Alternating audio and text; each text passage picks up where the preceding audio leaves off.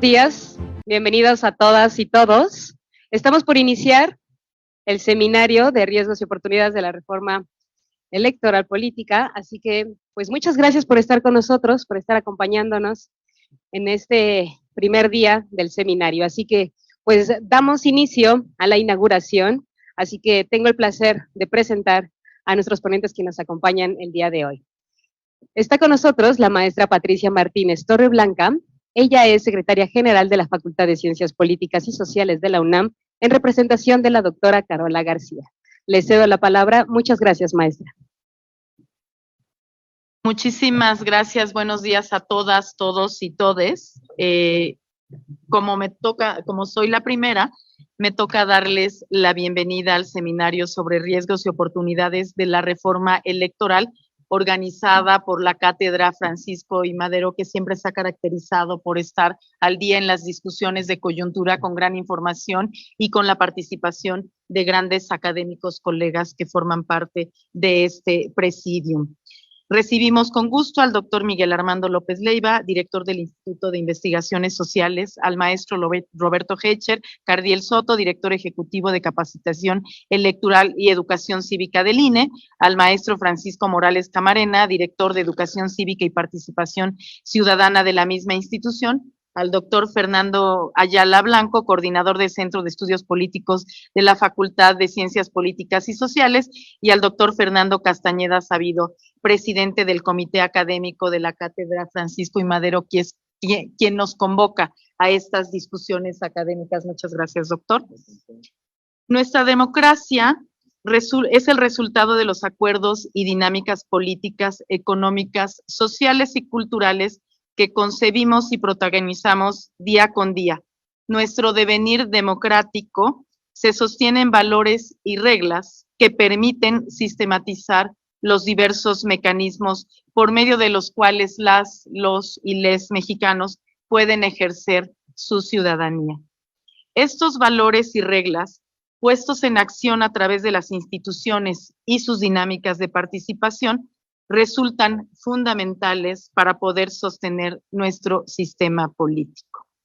El proceso de selección de nuestros representantes, desde la deliberación individual que cada uno de ellos hace, hasta el sufragio efectivo característico de nuestro sistema, no serían posibles sin la base que conceden nuestros organismos oficiales encargados de gestionar, salvaguardar los diferentes procesos que atraviesa la vida política del país. Es importante reconocer la importancia de sus objetivos comunes, como asegurar la pluralidad, la distribución de los poderes, la aplicación de las garantías que el electorado tiene frente a la ley y la procuración de las condiciones para el ejercicio político pleno de la ciudadanía. Asimismo, hay que valorar cómo a lo largo de nuestra historia política, que no es corta, es larga, es diversa, es plural, ¿no?, han conseguido la generación y fortalecimiento del pluripartidismo, aspirando al ejercicio de la equidad que caracteriza nuestro sistema entre las mayorías y las minorías, así como a la comunicación y correlación entre representantes y representados. Todo ello tiene un objetivo, que es el de garantizar un sistema de procedimientos institucionales que deriven en un equilibrio entre los grupos en el poder y los diferentes sectores de la sociedad mexicana. En beneficio de seguir constituyendo una mejor democracia en cantidad y en calidad, resulta primordial para la Facultad de Ciencias Políticas y Sociales de la UNAM promover la existencia de estos espacios para analizar las circunstancias por las que han atravesado la conformación de los principios democráticos que dan sustento al sistema electoral mexicano actual. La articulación de derechos y obligaciones en pro del fortalecimiento de la ciudadanía y las diferentes propuestas que surgen para sostener una vanguardia jurídica que responda a las múltiples eventualidades que enfrenta nuestra sociedad y nuestro sistema político. A través de la Cátedra Francisco I. Madero y de sus múltiples actividades académicas, como este seminario, se espera que exista, se fortalezca un lugar para reflexionar la complejidad y la relevancia de la ruta que estamos construyendo y avanzando como sociedad, y sobre todo que siempre existan las condiciones para comprender y transformar nuestra realidad con miras a un proyecto político que nos beneficie a todas, todas y todes. Sin más por el momento, les deseo éxito a cada participante, el organizador y a las reflexiones que nuestro auditorio que nos acoge con la bienvenida puedan hacer en torno a esta gran discusión de una situación, de un tema importante que es la reforma electoral. Muchísimas gracias.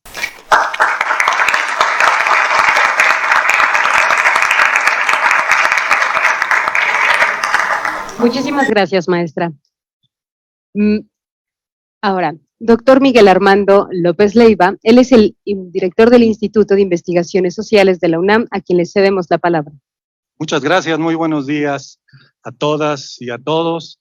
Agradezco la hospitalidad de la Facultad de Ciencias Políticas y Sociales para este evento organizado y coordinado por la Cátedra Madero, en la que es partícipe la propia facultad y el Instituto de Investigaciones Sociales. Agradezco a Patricia Martínez por la bienvenida y en nombre de la directora de esta facultad, la doctora García Calderón, Carola García Calderón, me da mucho gusto estar con mis colegas Roberto Heischer, Francisco Morales, Fernando Ayala y Fernando Castañeda, con quienes hemos tenido un vínculo muy estrecho en las actividades que se realizan a lo largo de esta cátedra. El proceso de democratización en México tuvo como uno de sus dispositivos fundamentales las reformas políticas y electorales. Desde 1977, las distintas modificaciones realizadas en las reglas para el ejercicio y la distribución del poder contribuyeron significativamente a la construcción de la democracia en el país. Definieron su rumbo.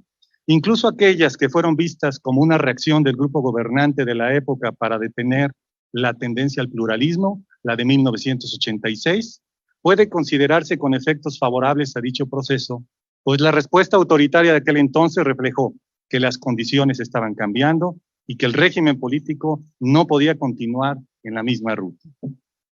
Los saldos de ese proceso son variados según la perspectiva de quien lo mire. En una perspectiva general, en más de un sentido se pueden valorar de forma positiva.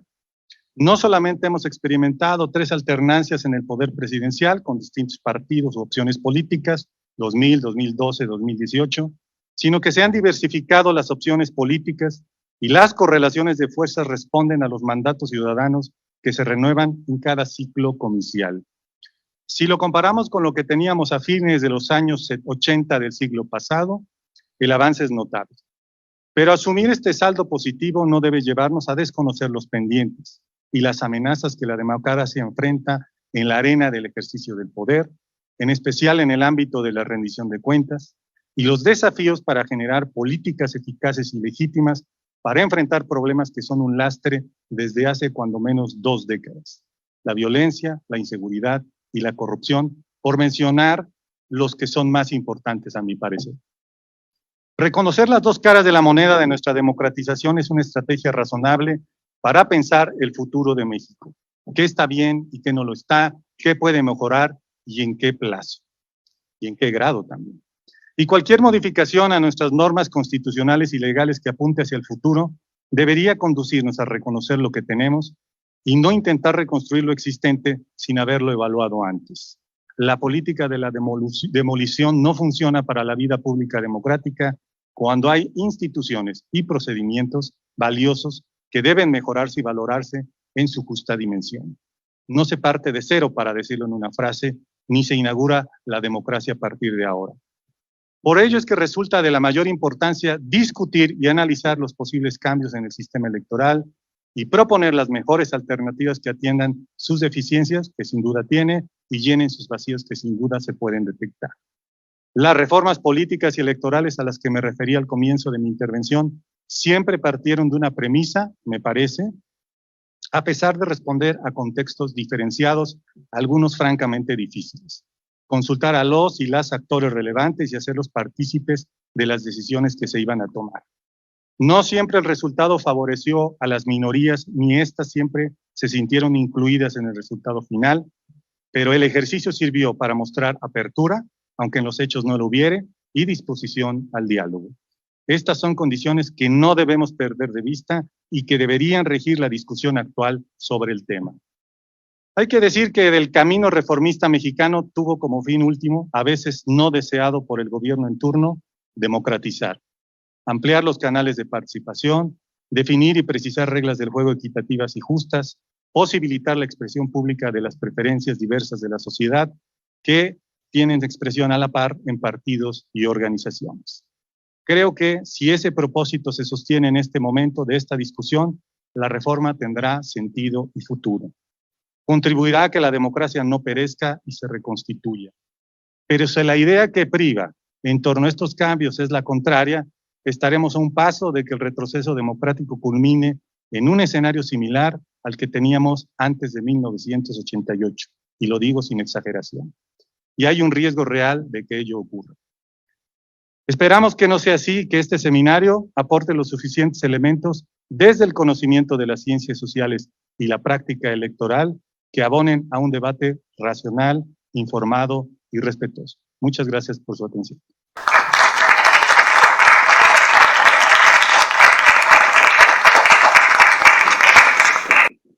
Muchísimas gracias, doctor.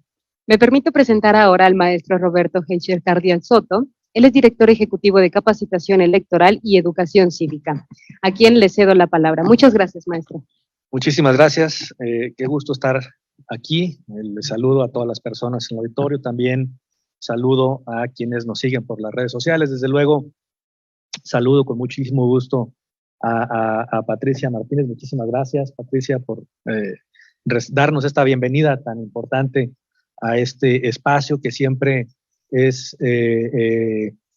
reconfortante y revitalizante visitar en la Facultad de Ciencias Políticas y Sociales. También al doctor Miguel Armando López Leiva, miembro también de la cátedra. Muchísimas gracias, doctor.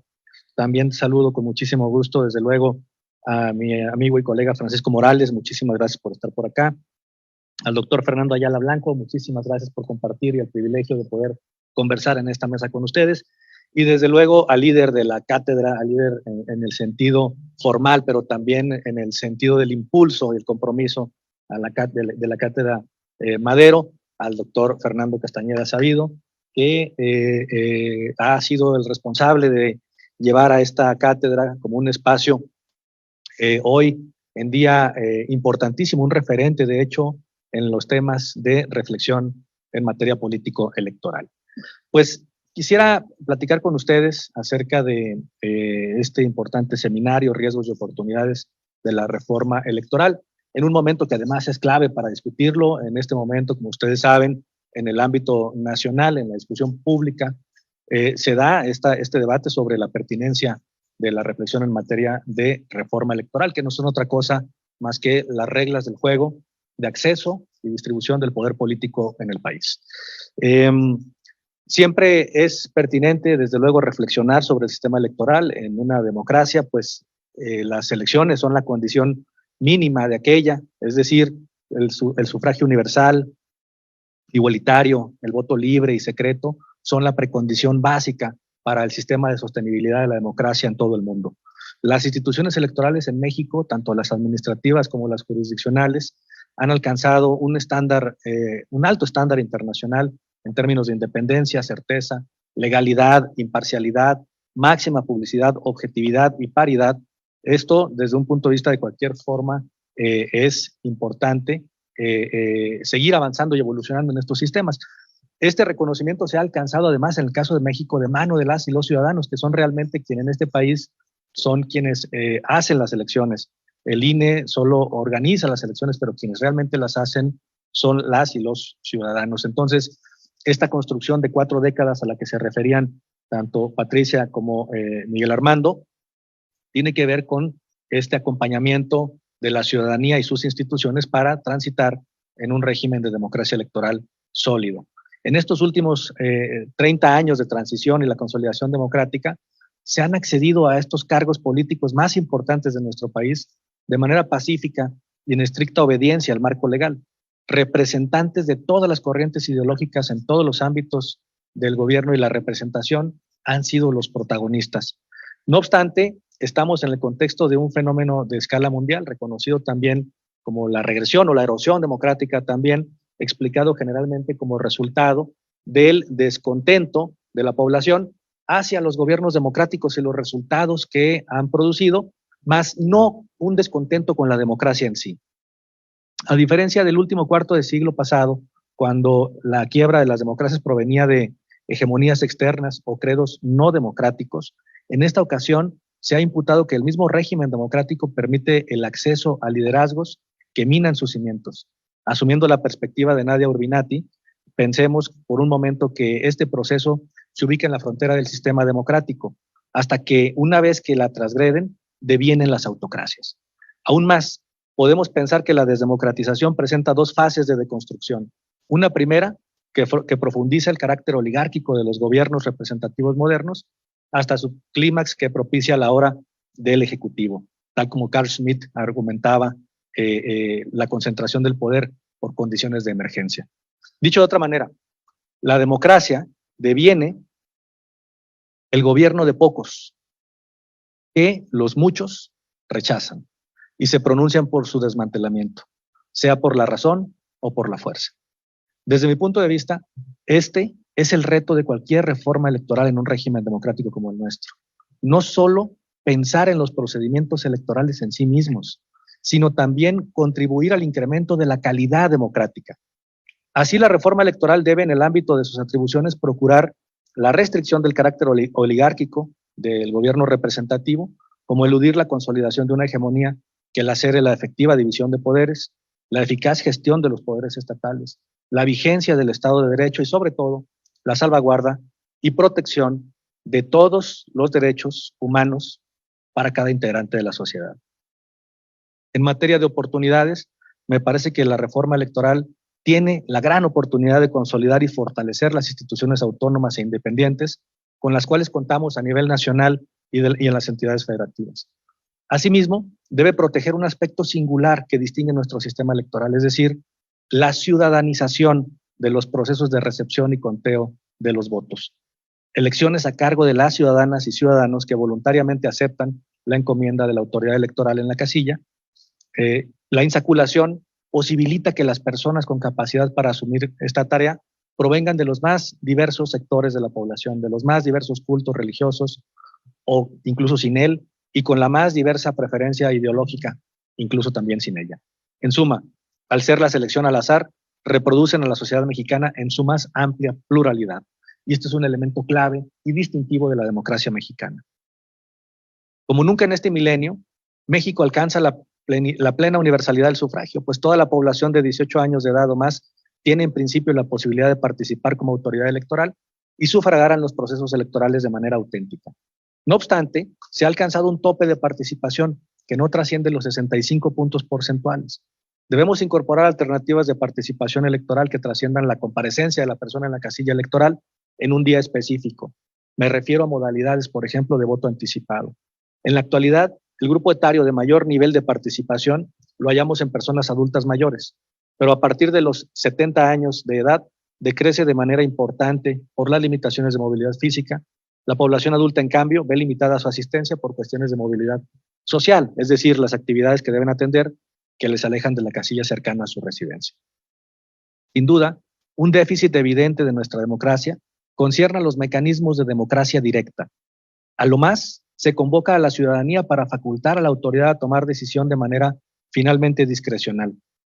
En el caso de la iniciativa ciudadana a nivel federal, desde su instauración en 2012, reporta el inicio de 21 trámites, 16 de los cuales han cumplido con el requisito de firmas y han sido enviados al legislativo, de las cuales solo una ha llegado a ser sancionada por el Congreso de la Unión, la Ley 3 de 3. Falta mucho aún por llegar al referéndum constitucional, al plebiscito facultativo y a la iniciativa ciudadana en todos los niveles, por mencionar solo los más relevantes. Falta también consolidar una cultura política en el uso de estas herramientas de democracia directa que respeten las reglas constitucionales y legales establecidas para ello y con ello posibiliten la finalidad para la que fueron creadas.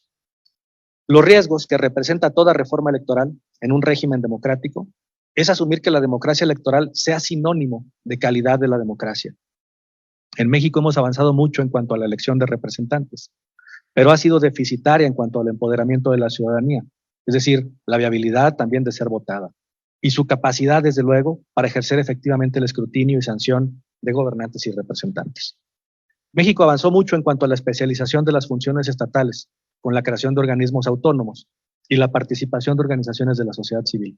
Sin embargo, quedó pendiente el marco institucional que protegiera esos avances, expuestos a la discrecionalidad de las mayorías políticas durante estos 30 años de transición.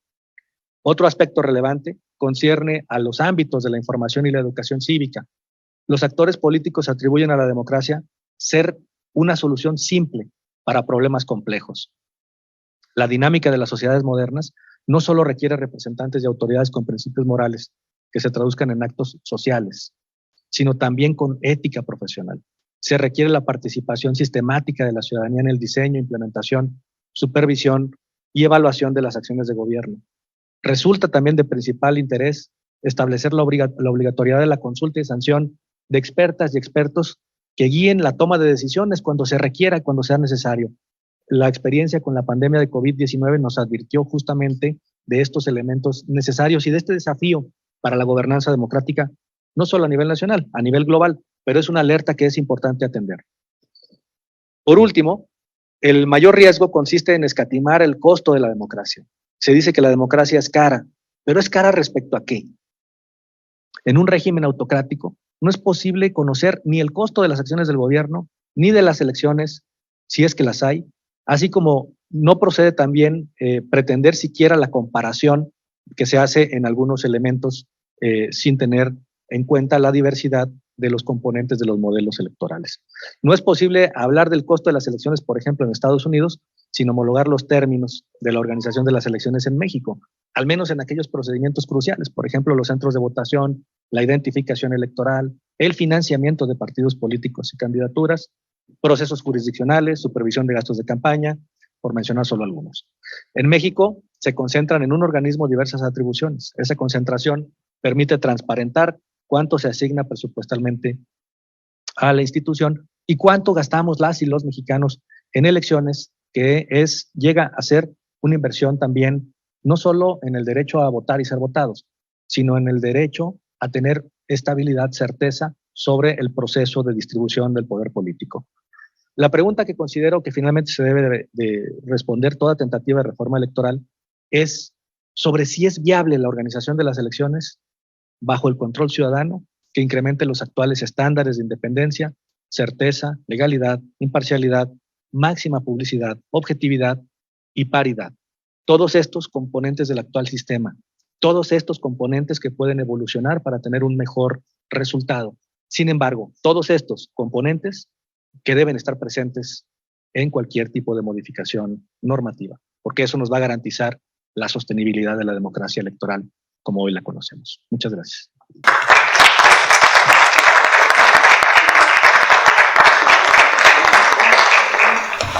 Muchas gracias, maestro. Me permito ahora en este momento presentar al maestro Francisco Morales Camarena. Él es director de Educación Cívica y Participación Ciudadana del INE. Muchas gracias, maestro. Muchas gracias. Muy buenos días a todas y todos. Es un gusto estar de manera presencial aquí en la Facultad de Ciencias Políticas y Sociales de la UNAM.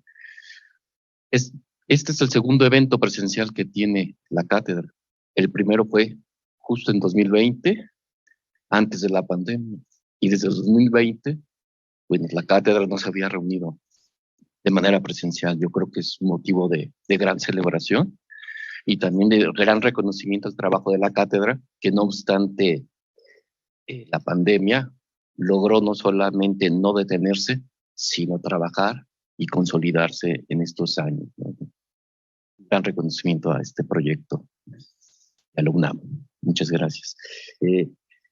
Muchas gracias, y es un placer y un honor compartir esta mesa con los miembros de la academia, aquí de la facultad, la maestra Patricia Martínez, el doctor Mando, el doctor Fernando Ayala, el doctor Fernando Castañeda, y por supuesto aquí al maestro Roberto Cardiel, que es un amigo y quien nos ha apoyado a trabajar profundamente estos trabajos intensamente desde la cátedra. Yo quisiera, sobre todo en esa visión de la cátedra, reconocer una de sus características, que es la lectura de la realidad nacional a partir del contexto tanto internacional como local sobre los retos que enfrentan los derechos humanos y la democracia. Y en ese sentido, creo que el tema del seminario hoy más que nunca es pertinente, ¿no? Porque lo que resulte ante una eventual reforma electoral puede tener muchas consecuencias en el futuro de la democracia de nuestro país. Al revisar las reformas electorales, ya nos decía doctor Armando López Leiva, ¿no? Ha habido avances, ha habido discusiones, ha habido intentos de regresión, pues es algo que estamos viviendo hoy y que es parte natural de los procesos políticos de cualquier reforma político-electoral, ¿no? Pero yo quisiera resaltar que de 1977 a 2014, pues estas reformas que se han ido llevando a cabo nos han permitido tener una transición sin violencia y por la vida institucional, transitar de un régimen autoritario a un sistema democrático que se ha ido consolidando poco a poco. Si hiciéramos un recuento muy breve, podríamos decir que de 1977 a 1987, la característica esencial fue la inclusión y la apertura del sistema político. De 1990 a 1994, se buscó la credibilidad y la confiabilidad de las elecciones. De 1996 a 2008, se buscaron propuestas para fortalecer la equidad en la competencia electoral, y la última de 2014, su gran esencia fue una reforma que busca estandarizar y homogeneizar el sistema electoral. Como vemos, las reformas pues, responden a los contextos particulares históricos que hemos tenido, y yo simplemente quisiera un poco remarcar la importancia desde su nacimiento en 1990 del IFE, ahora INE, porque se constituyó como un órgano colegiado que con cada reforma electoral buscó dar precisamente respuestas a estas crisis de legitimidad y a los cuestionamientos del sistema político electoral que en cada momento se discutía. Esta tarea ha vivido épocas de logros, de reconocimientos a la autoridad, pero también ha habido momentos de erosión y cuestionamientos, algo que pues hoy y ayer pues no, a veces no hay gran diferencia, ¿no? Lo que sí creo que es importante es que las reformas electorales, si bien han modificado las atribuciones, la organización, la personalidad jurídica del INE, siendo hoy un organismo autónomo del Estado, yo creo que es importante decir que toda esta transición del instituto ha permitido suplir a los órganos del estatismo autoritario electoral para encontrar mecanismos de gobernanza democrática en la conducción de los procesos electorales del país. Hoy podemos decir que la institución electoral ha cumplido su labor de generar confianza en las elecciones entre la ciudadanía y los actores del proceso político electoral.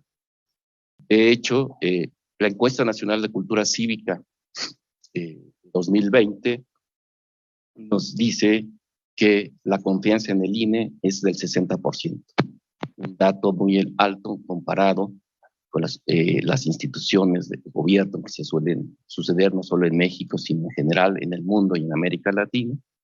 Y de igual manera esta encuesta nos da un dato muy interesante que habla de lo que ha venido sucediendo en los trabajos del instituto,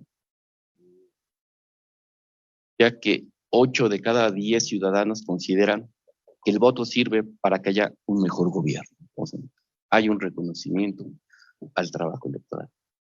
Ahora, ante esta coyuntura y ante posibles reformas, pues el Instituto Nacional Electoral, pues como lo fue también en su momento su antecesor el IFE, bueno, apoya iniciativas como la cátedra, abiertos siempre a la crítica propositiva, al consenso, a la discusión, para contribuir de esta manera en esta discusión racional, analítica, crítica, poder abrir ese espacio para tener propuestas y lograr consensos que mejoren nuestra democracia que tanto trabajo ha construido, ha costado construir.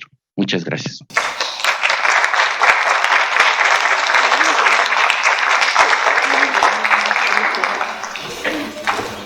Le cedemos la palabra. Quien es coordinador del Centro de Estudios Políticos. Muchas gracias, doctor. Gracias. Buenos días a todas, a todos. Me da mucho gusto estar aquí en la inauguración de este seminario tan importante, Riesgos y Oportunidades de la Reforma Electoral, que representa y significa un granito de arena, pero muy importante y trascendente para este contexto que se nos viene encima, ¿no? La reforma electoral. Y como ya lo comentaron nuestros queridos colegas, que me da mucho gusto compartir la mesa con todos y cada uno de ellos, con Patti, con Miguel Armando, con Roberto, Francisco y mi tocayo, mi querido colega y tocayo Fernando Castañeda, pues pensar y repensar qué es lo que está pasando y qué es lo que está por venir, ¿no? Después de todos estos lustros y décadas que hacen muy complejo o muy compleja lo que es la democracia en México. Por lo tanto, pues este seminario versa sobre esos riesgos y esas oportunidades. Finalmente son riesgos, porque aquí, como diría el buen Cioran, no hay desgracia, por terrible que ésta sea, que no sea susceptible de empeorar, siempre puede ser mucho peor. Pero hay eventos como estos que nos permiten tener oportunidades, ¿no? Para reflexionar sobre lo que podemos de alguna manera sortear, ¿no? Como sociedad mexicana. Y bueno, pues ya se mencionó finalmente todos estos procesos, ¿no? Y coyunturas, contextos en donde ha sido muy difícil construir lo que es la democracia mexicana.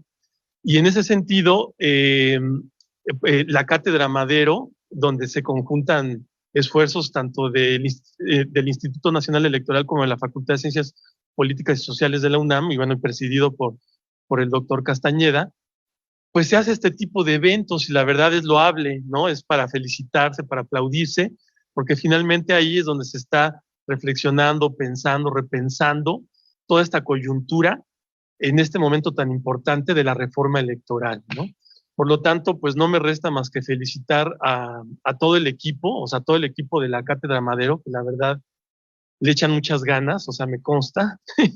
Y finalmente no se paró, o sea, aunque vino la pandemia, se siguieron haciendo eventos a distancia por Zoom y ahorita tenemos ya la oportunidad, como se mencionó, de tener este seminario.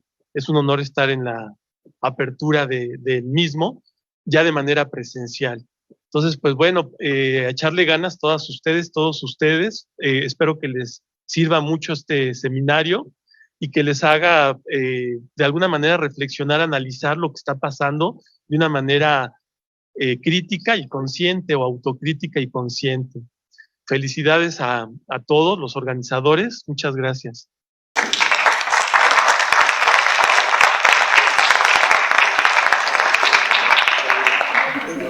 Muchas gracias, doctor. Y bueno, pues me permito finalmente presentar al doctor Fernando Castañeda Sabido, quien es presidente del Comité Académico de la Cátedra Madero. Muchísimas gracias. No sé por qué. No hay que tocarlo, ¿no? Bueno, bueno, pues quiero agradecer a la doctora Carola García Calderón haya apoyado y facilitado para esto. Por supuesto, a mi querida, muy querida, de la doctora, espero que se alivie pronto. A mí me sorprende que vaya a pescar algo que tenemos aquí en abundancia, lo vaya a pescar en Argentina. No hay nada más paradojal que ¿para qué iba a Argentina a pescarlo si aquí lo podía haber pescado? Pero bueno, espero que mejore y espero que esté mejor. Muchísimas gracias. Bueno, es un gusto estar con el doctor Miguel Armando López Leiva, que es miembro del comité directivo de la Cátedra Francisco y Madero. Al maestro Roberto Geisel, que también es miembro del comité directivo. Pues gracias por estar aquí, gracias por todo, y además, pues ellos también son cátedra, o sea, todos celebramos aquí porque todos somos parte de la cátedra, el maestro Francisco Morales también, que también es parte del comité directivo, a Fernando, que efectivamente nos conocemos hace mucho tiempo, que somos no colegas, cuates, desde hace mucho tiempo. Muchísimas gracias por estar aquí. A miembros, no está todo el comité académico, pero hay miembros del comité académico. Es fundamental el trabajo del comité académico. Digamos que la sustancia académica de ideas y de proyectos de esta cátedra nacen del comité académico, ¿no? Así es que yo quiero hacer un reconocimiento al comité académico porque prácticamente todo lo que hacemos está inspirado en muchas de las ideas y de las propuestas que hace el comité académico. Entonces, yo le agradezco. También, obviamente, a Fabiola, a Sofía, a todo el equipo de la cátedra, que son realmente, como bien se dijo aquí, súper movidas y movidos. Tanto la parte del INE como la parte de la UNAM están todo el tiempo al pendiente, están promoviendo, están haciendo cosas. Realmente son, digamos así, la energía de la cátedra. Así es que también quiero agradecerles. Y bueno, efectivamente, este evento que estamos iniciando hoy es un evento que efectivamente está hecho y pensado y estamos invitando a reflexionar en un contexto en el que precisamente se está discutiendo la democracia mexicana y las posibles reformas que podría tener la democracia mexicana hoy en día. Y creo que es algo en el que la Facultad de Ciencias Políticas, la gente que hace investigación y reflexiona, la gente que se está formando, los jóvenes que están aquí, que se están formando en una facultad como esta, no pueden ignorar ni pueden dejar de reflexionar. Y sobre todo no pueden reducir las cosas a un maniqueísmo y a un sistema banal de buenos y malos, de arriba y abajo, etc. Yo espero que la mayoría de ustedes, cuando terminen y se titulen aquí, no tienen por qué renunciar a sus creencias políticas ni nada. Eso no es el objetivo de esta universidad ni de esta facultad, nunca lo ha sido. Pero sí que tengan la capacidad de reflexionar, de ser reflexivos y analíticos, y que frente a los hechos de la realidad antepongan su pensamiento, su razón, su entendimiento. Eso es lo que es fundamental. Saber pensar sociológicamente, saber pensar politológicamente, no es lo mismo que simplemente pensar como un activista. Y eso no quiere decir renunciar al activismo, para nada, pero no es lo mismo. Y espero que lo aprendan y que lo aprendan en esta facultad. No es lo mismo. Pensar sociológicamente es quizá uno de los grandes retos. Pensar en las ciencias sociales es quizá uno de los grandes retos que existe de formación. Lo he hecho en varias ocasiones, he hablado de esto y estoy próximo a hablar otra vez sobre el tema de cómo enseñar en ciencias sociales, porque lo que mucha gente no entiende es que, sin duda, la mecánica cuántica acaban de darle el premio Nobel a 3 expertos de mecánica cuántica, es complicadísima, realmente es sofisticadísima, y hablar de algo que nunca uno va a ver, y que uno nunca puede observar directamente, se requiere mucha imaginación, quizás hasta fantasía. Pero hablar de uno mismo, pensar lo que piensan los físicos y los científicos y los políticos y los trabajadores comunes y corrientes y los campesinos, es un reto quizá igual o mayor, porque estamos involucrados nosotros y tenemos que hacer también, es un reto de imaginación y de creación, poder representarnos a nosotros mismos y ser capaces de ir más allá de la inmediatez de nuestra vida cotidiana para poder pensarnos. Y nuevamente esto no quiere decir que exista el recurso del método para ser objetivos y estas cosas, no estoy hablando de eso. Lo que es necesario es precisamente la imaginación teórica y metodológica, la reflexión, la información, leer y escuchar todo lo que existe. No oigan nada más los noticieros que les gustan. Eso es un error. Oigan todos, y sobre todo, como decía Chomsky, a los que más les disgusta. Escúchenlos y vean qué fregados quieren decir o qué están diciendo. Si quieren ser verdaderamente analistas sociales. Porque no se trata de ser puritano en las ciencias sociales, Se trata de ir a los rincones más oscuros de la vida social y política. Si quieren ser verdaderamente científicos sociales, no anden con puritanismos, ¿no? Ni actitudes así de que yo con esos no me meto, porque entonces no van a hacer nada. Es importante que lean y escuchen todo. Y sobre todo lo más oscuro es muy importante, ¿no? O sea, sí, porque Luhmann tiene razón. Dentro de cada inclusión hay una exclusión. Siempre que hablamos de lo bueno existe la contraparte, que es lo malo. Y nosotros tenemos que entender esas lógicas, esos códigos binarios. Y no los vamos a entender si nada más estamos hablando de los buenos y de los justos. Solamente podemos entender eso si entendemos la binariedad de esos códigos. Entonces, esto es fundamental. Y espero que estén abiertos y quieran escuchar todas las ideas que aquí se van a vertir, las que les gustan y las que no les gustan, y que sean capaces de reflexionar sobre ellos. Lo primero que quisiera yo decir a propósito de lo que nos trae aquí es que quizá por la herencia religiosa de la Ilustración, que detrás de la Ilustración había una herencia religiosa, eso suena escandaloso, pero así fue. Después lo ocultó la Ilustración, pero sí hay. Quizá por toda una serie de factores, de cosmovisiones que todavía perviven, a veces tenemos que entender que la vida social se mueve bajo cosas casi como si fueran leyes inexorables, como si existiera un solo patrón de la democracia. La democracia tiene muchas formas, no hay una democracia, lo cual no quiere decir que todo pueda ser democracia.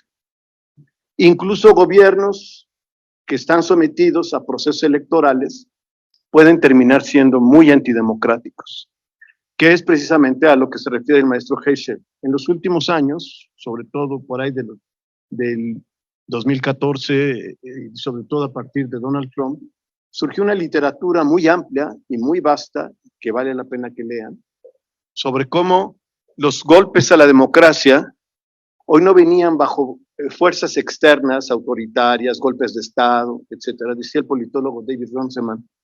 Tradicionalmente los golpes de Estado, llega el ejército, hace público a todo mundo, ya llegamos, ¿no? Y aquí todos quietos, y entonces se impone un nuevo régimen autoritario, etc. Y decía Runciman, en cambio ahora son golpes suaves, ¿no? No hay realmente un proceso, se hace a través de procesos democráticos. Sin embargo, en todas partes del mundo hemos visto cómo surgen formas de gobierno que empiezan a socavar a la democracia desde la democracia. Entonces, es cierto, la democracia no es un solo modelo, pero no cualquier cosa es democracia. Y eso es también algo que hay que aprender. Hay muchas variantes. Se dice mucho en la teoría clásica de la democracia, se habla de que el principio de mayoría es el principio básico de la democracia, pero los principios de mayoría cambian. Por ejemplo, el principio de mayoría en los Estados Unidos es a través de un colegio electoral, no es el voto directo. Entonces, y aquí, por ejemplo, ahorita voy a hablar de eso, pues hubo muchos gobiernos que que votaron por sus líderes bajo el principio de mayoría, aunque nunca fue democrático este gobierno en el siglo pasado. Entonces, el principio de mayoría es un principio fundamental, constitutivo de la democracia, pero esto tiene sus particularidades y tiene sus variantes. Bueno, en el caso de México, hoy estamos enfrentando un fenómeno que es muy particular. Yo diría que México no tiene, ahora sí que como México no hay dos. Y es una cosa muy peculiar. En 2017 creo, o 2018 me corrigen, la doctora Soledad Loaesa publicó un artículo en el que decía una cosa que a ustedes les va a sorprender. Todos lo sabemos, y sin embargo nunca lo habíamos pensado, ¿no? Eso pasa, ¿no? Ustedes, si yo les pregunto cuántas ventanas tiene su casa, no me van a poder contestar, pero las conocen todas. Bueno, lo mismo pasa en muchas cuestiones de la vida cotidiana y de nuestra vida. Y Soledad Loaesa decía una cosa: México ha hecho elecciones por cuando lo publicó, todavía no cumplía, porque el primer código electoral del siglo XX fue en 2019, el primer norma jurídica después de la Constitución del 17 fue en 2019, ahora ya son más de 100 años, que México ha hecho de manera regular y a nivel federal de manera ininterrumpida elecciones. Yo no sé, fuera de Gran Bretaña y de Estados Unidos, ningún otro país que tenga más procesos electorales. Ningún otro país europeo. Ningún país latinoamericano. Ningún país africano. Y creo que ningún país asiático. Somos uno de los 3 países que durante más tiempo ha hecho elecciones. Y sin embargo, todos sabemos que las elecciones en México, durante todo el régimen priista, pues se hacían ritualmente, pero el candidato ya había sido designado. Era como los emperadores romanos, ¿no? Que una de sus principales funciones era elegir a su sucesor.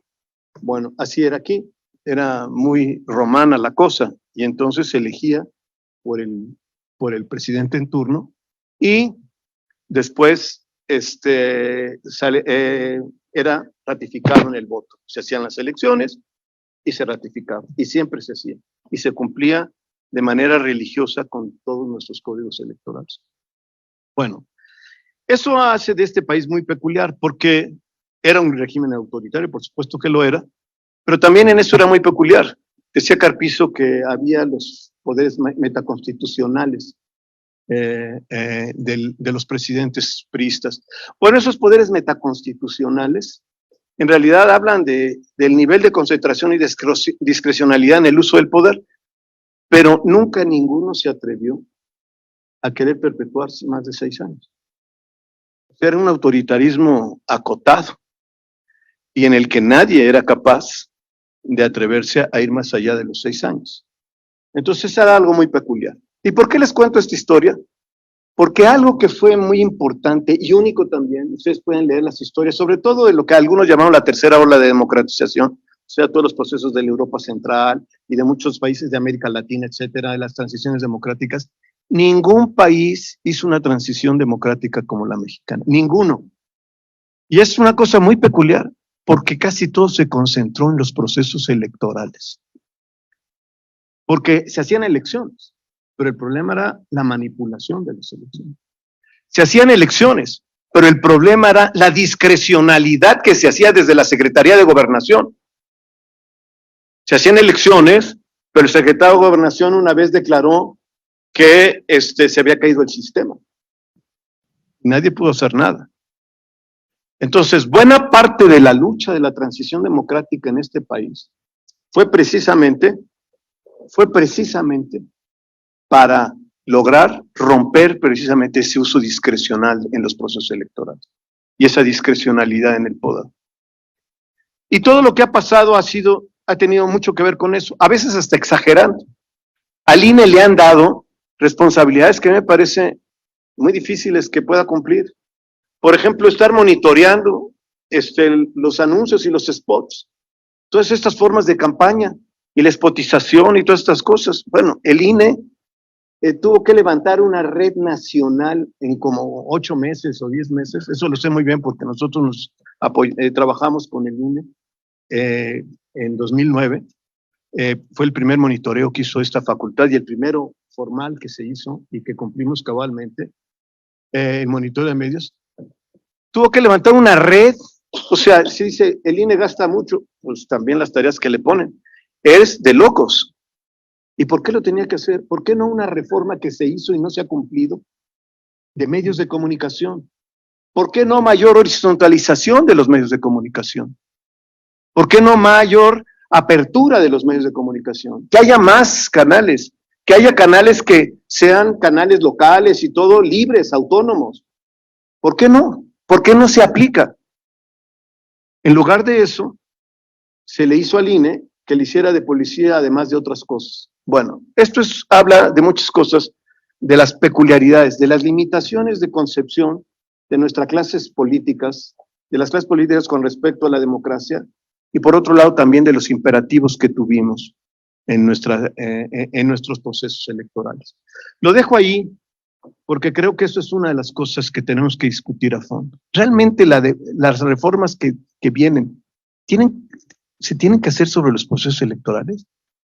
Me parece, lo digo yo, con toda responsabilidad, me parece una farsa, me parece un engaño. La democracia sí necesita reformarse, necesita buscarse mayor horizontalización en las fuerzas políticas, en los medios, en muchas cosas, sí se necesita. Pero después de tanta lucha por los procesos electorales, creo que ese ya no es lo más importante. A lo mejor hay cosas que hay que ajustar, a lo mejor hay cosas que hay que arreglar con respecto al dinero, pero creo que en esto hay mucho de farsa y hay poca realidad con respecto a los retos que enfrentamos hoy la democracia. Bueno, pues gracias a todos los que van a participar en este evento, gracias a todo el comité directivo, al comité académico, a los colegas, gracias a los alumnos, a mis alumnos, no son mis alumnos ustedes, pero he sido tantos años profesor de esta facultad, llevo más de 40 años siendo profesor de esta facultad. Me voy a morir aquí siendo profesor, y evidentemente todos los alumnos y profesores de esta facultad son mi familia. Muchas gracias.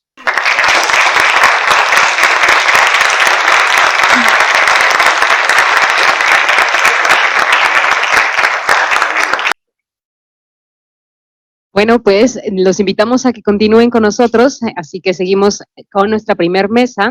Ya están aquí también nuestros ponentes también ya listos, así que pues muchísimas gracias también a todos los ponentes que estuvieron con nosotros en la inauguración, así que los esperamos.